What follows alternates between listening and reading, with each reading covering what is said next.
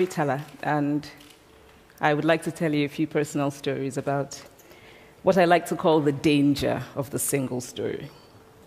I grew up on a university campus in eastern Nigeria. My mother says that I started reading at the age of 2, although I think 4 is probably close to the truth. So I was an early reader, and what I read were British and American children's books. I was also an early writer. And when I began to write at about the age of 7, stories in pencil with crayon illustrations that my poor mother was obligated to read, I wrote exactly the kinds of stories I was reading. All my characters were white and blue-eyed. They played in the snow. They ate apples. And they talked a lot about the weather, how lovely it was that the sun had come out. Now, this despite the fact that I lived in Nigeria. I had never been outside Nigeria. We didn't have snow. We ate mangoes. And we never talked about the weather because there was no need to. My characters also drank a lot of ginger beer because the characters in the British books I read drank ginger beer. Never mind that I had no idea what ginger beer was. And for many years afterwards, I would have a desperate desire to taste ginger beer. But that is another story. What this demonstrates, I think, is how impressionable and vulnerable we are in the face of a story, particularly as children. Because all I had read were books in which characters were foreign, I had become convinced that books, by their very nature, had to have foreigners in them and had to be about things with which I could not personally identify. Now, things changed when I discovered African books. There weren't many of them available, and they weren't quite as easy to find as the foreign books. But because of writers like Chinua Achebe and Kamara Laye, I went through a mental shift in my perception of literature. I realized that people like me, girls with skin the color of chocolate, whose kinky hair could not form ponytails, could also exist in literature. I started to write about things I recognized. Now, I loved those American and British books I read. They stirred my imagination. They opened up new worlds for me.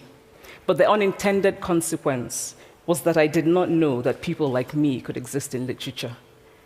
So what the discovery of African writers did for me was this. It saved me from having a single story of what books are.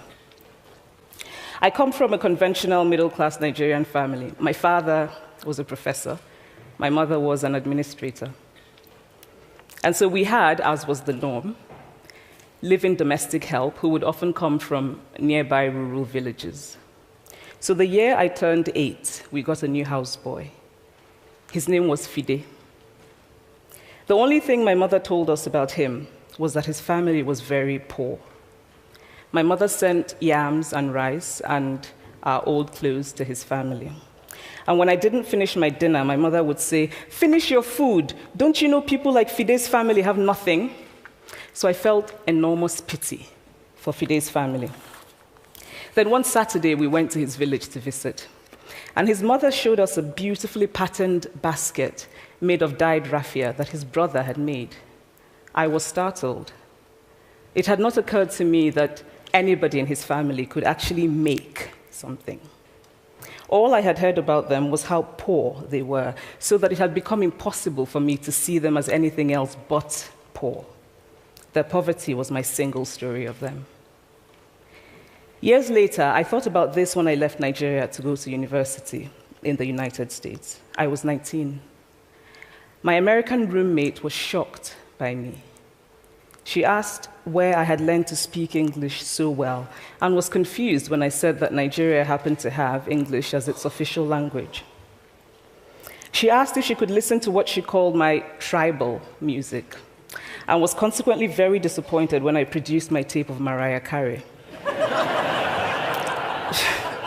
She assumed that I did not know how to use a stove. What struck me was this. She had felt sorry for me even before she saw me. Her default position toward me, as an African, was a kind of patronizing, well-meaning pity. My roommate had a single story of Africa, a single story of catastrophe.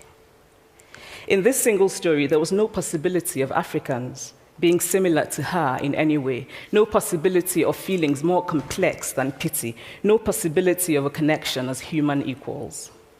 I must say that before I went to the US, I didn't consciously identify as African. But in the US, whenever Africa came up, people turned to me, never mind that I knew nothing about places like Namibia. But I did come to embrace this new identity, and in many ways, I think of myself now as African, although I still get quite irritable when Africa is referred to as a country, the most recent example being my otherwise wonderful flight from Lagos 2 days ago, in which there was an announcement on the Virgin flight about their charity walk in India, Africa, and other countries. So after I had spent some years in the US as an African, I began to understand my roommate's response to me. If I had not grown up in Nigeria, and if all I knew about Africa were from popular images, I too would think that Africa was a place of beautiful landscapes, beautiful animals, and incomprehensible people fighting senseless wars, dying of poverty and AIDS, unable to speak for themselves, and waiting to be saved by a kind white foreigner. I would see Africans in the same way that I, as a child, had seen Fide's family. This single story of Africa ultimately comes, I think, from Western literature, a tradition of sub-Saharan Africa as a place of negatives, of difference, of darkness, of people who, in the words of the wonderful poet Rudyard Kipling, are half devil, half child. And so I began to realize that my American roommate must have, throughout her life, seen and heard different versions of this single story. As had a professor who once told me that my novel was not authentically African.